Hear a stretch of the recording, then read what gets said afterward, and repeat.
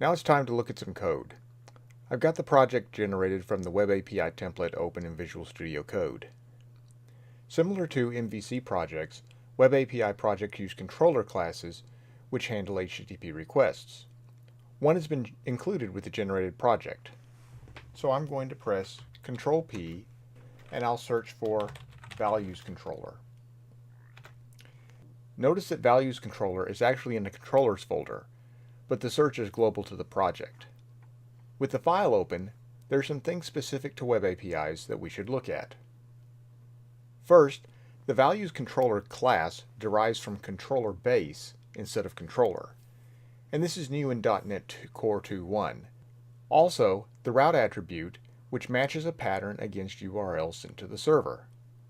This particular route will match anything with API / and then the name of the controller. The name of the controller is the name of the controller class without the controller suffix, so just values in this case. If there were a login controller class, then the controller name would be login. Recall that the URL we tested in Postman was API/values, and thus it was handled by this controller class. After matching a route for a controller, the request is then sent to a method of the controller class, which is also called an action method. ASP.NET Core selects an action method based on the HTTP method, also called a verb, of the request. Common HTTP methods are get, put, post, and delete. This first action method, get, has an attribute of HTTP GET. An action method with the attribute of HTTP GET will handle requests with the getHTTP method. The name of the action method does not determine anything. It's the attribute that actually routes the request. The return value of the getAction method is an array of strings, value 1 and value 2. When the action method returns, ASP.NET Core transforms the return value into JSON and puts it in the body of an HTTP response that gets sent back to the client.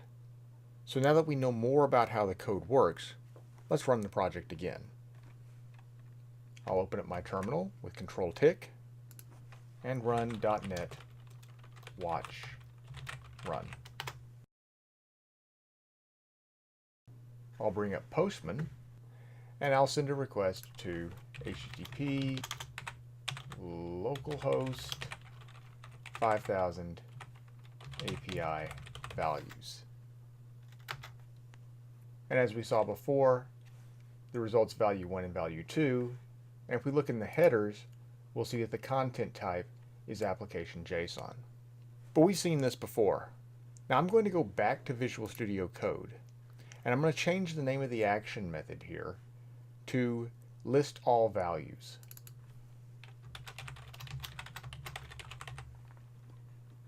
Now this should still work because the action method invoked depends not on its name, but on its attribute.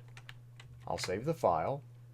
The .NET Watcher will notice the change and restart the development server. Now I'm going to go back to Postman and I'm going to send this same request and I'll get the same result. Let's go back to Visual Studio Code again and let's take a look at this second action method here. It's also called get, but it takes an integer ID, so it's an overload of the get method before I renamed it. I'm going to rename this method to value by ID to make it more descriptive. This method also has an HTTP GET attribute, but notice it matches an additional value on the URL, which will be stored in the variable ID. So something like API/values/11 would match. The value 11 would be stored in ID and then passed to the value by ID method. Right now, this method does not use the value, so I'm going to change it to make it a little more clear. First, I'm going to create a return value and store it in a variable message. And now I'll just return message. The .NET Watcher will restart the server, and in Postman, I'll send a GET request to localhost 5000 API values/11. And the response is value 11. Now we can also inspect this while the project is running inside of Visual Studio Code. Remember the debug and build assets that were added the first time the project was loaded? If I go to the debug panel of the sidebar, I'll see the built-in debugger UI. From here I can inspect the state of the project while it is running. To see it working, first I'm going to set a breakpoint here on line 25, just before the value by ID action method returns.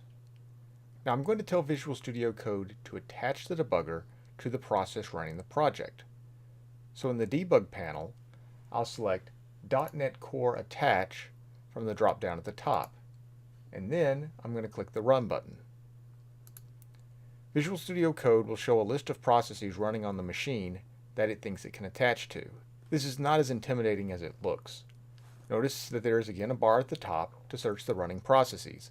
All I have to do is look for a process running a DLL with the same name as the project. And when I created the project, I named it Conference Barrel Server. So I'll search for Conference Barrel Server. And it shows a single result for a .NET.exe process. I'll select that and the debugger will attach to the process. Now I'll go back to Postman and I'll send the request again. The debugger will hit the breakpoint and pause execution, and it will show the state of the project in Visual Studio Code. Here I can see that we are paused on line 25, and that the current values in the scope are ID, which is 11, and message, which is value 11. I also have the standard debug tools such as step in, out, over, and continue. I'll click continue, and then I'll go back to Postman and see that the action method has returned. So why didn't I launch the project from Visual Studio Code? Well, let's try that and see what happens. In the terminal, I'll stop the project, and then I'll select the .NET Core Launch option in the drop-down. And I'll click the Run button.